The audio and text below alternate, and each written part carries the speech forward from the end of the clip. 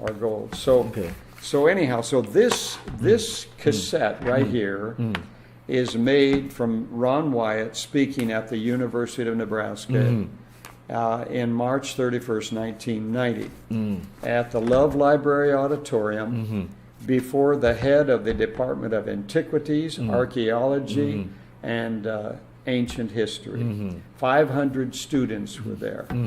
The head of the Department of Archaeology came up to me while I was setting up the video player in the auditorium before Ron came in. He was over talking to the president of the university and all, and then he came over afterwards. I did the setup, I introduced him. While I was doing the setup, I was about done, the head of the Department of Archaeology came up to me, professor, and he said, are you Henry Gruber? And I said, yes. So he says, you're the one responsible for getting him here, right? And I said, yes, I'm the contact. And well, he said, listen, he says, I want you to know something.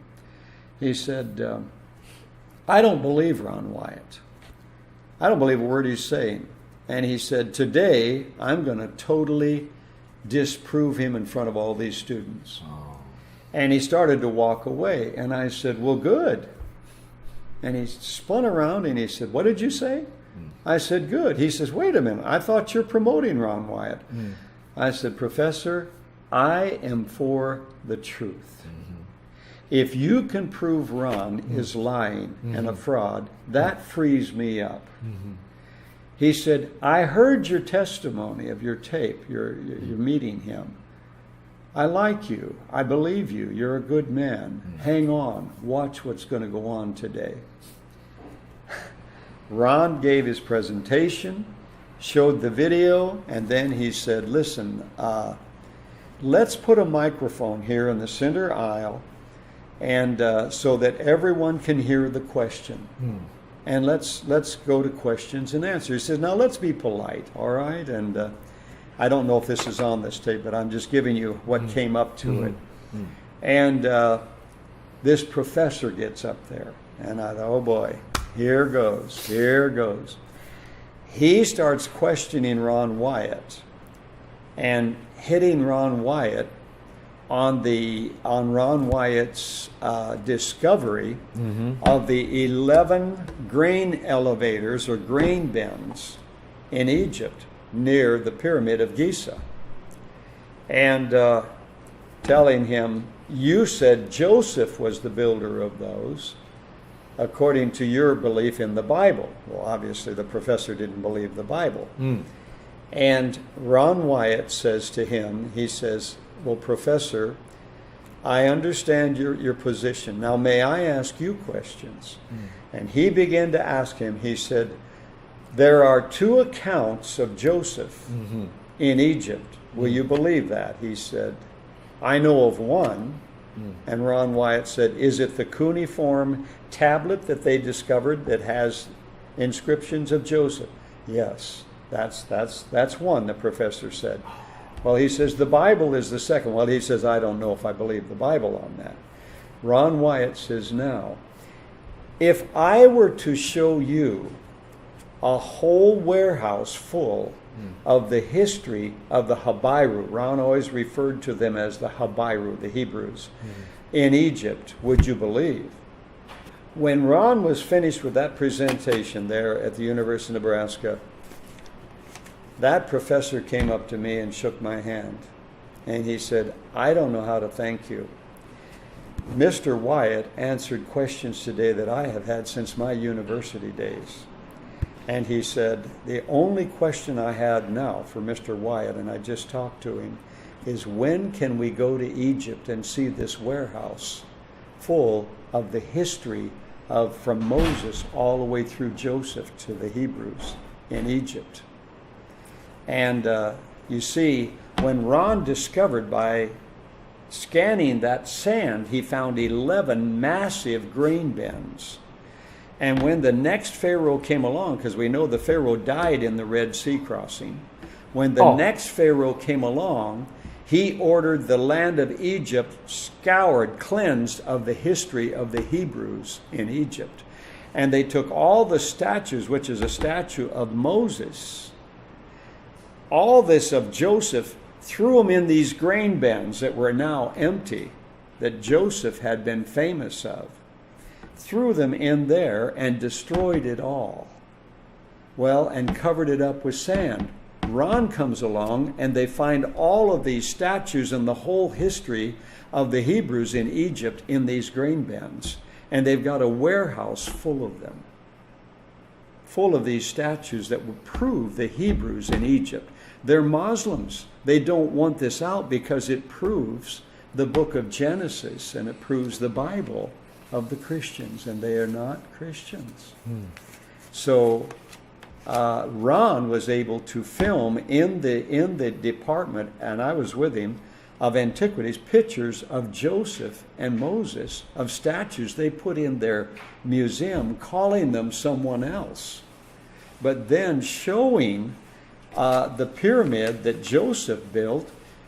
The one that's in there, the carving that's in there, is Joseph. Down under the ground at that pyramid that they found, Ron found under sand, they cleared it out, is a giant room. And I went in there. I'm an eyewitness of it. Ron and the head of Antiquities of Egypt, they really loved Ron Wyatt at that time because of the things he discovered. I went in that room. Now you make your own judgment. Painted on the walls in that room that's just discovered in Ron Wyatt's life, been covered up since the days of Joseph and Moses and all that, since Joseph.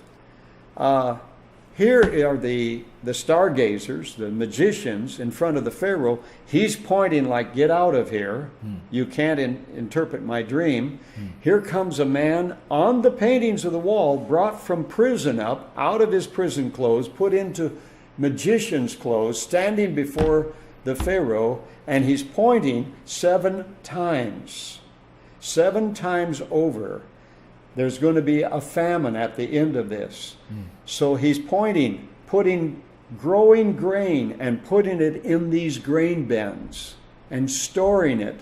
And then the people are getting thin and the famine is on, and they're bringing the corn and grain up out of these grain bins. It's all in paintings in that room.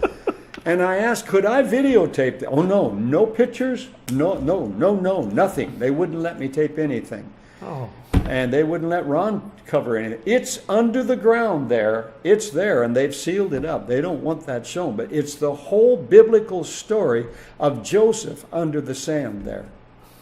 Which pyramid? By the pyramid of Giza. Is it open to The the one public? out there that Ron says, not the Great Pyramid, the pyramid of the other pyramid By the Isa. out by By Giza. Giza. Yeah, you have to go to a different place to that one. Is it And open to the public? the pyramid of Giza is, you can go visit it. And But the one if for you pay the Joseph. guide enough, Oh. I'll bet you he would get you down there. Now Ron, we were with the head of the Department of Antiquities, and he took us down there, and he said, this is not normally shown, but we want to show you. I was with him, and Ron wanted me to see it. And so they let us in there because we were with the head of the Department of Antiquities, and I saw it. I saw it. It's there. The whole story of Joseph. He was telling how they've analyzed the paint. There is no paint on the earth, he said, at this time that is of that quality. We don't even know what it consists of. And he told us in the Great Pyramid, I went down into the Great Pyramid where they don't know if it's a tomb or what down in there. You ever go down in there, don't have asthma or any breathing problem. The air gets so stagnant you almost suffocate. You've got to have good lungs to go down there.